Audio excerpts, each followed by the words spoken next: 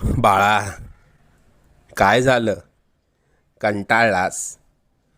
रोज त्याच त्याच गोष्टींना पुरता कंटाळून गेलायस तू. अजून किती दिवस सोसावं लागणार हाच विचार तुझ्या डोक्यात असतो ना.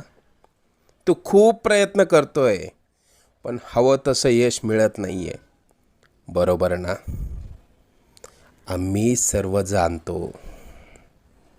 लवकरच तुझ्या रडक्या भाग्यात सुखाचे सोन्यासारखे दिवस येतील. आम्ही सदैव तुझ्या आणि कुटुंबाच्या पाठीशी उभे आहोत. तुला जेव्हा आमची गरज वाटेल मनापासून हाक मार, आम्ही नक्की येऊ. लवकरच तुझ्या मनात असलेली इच्छा पूर्ण होऊन अक्कलकोटला येणं होईल. येशील ना पेढे घेऊन?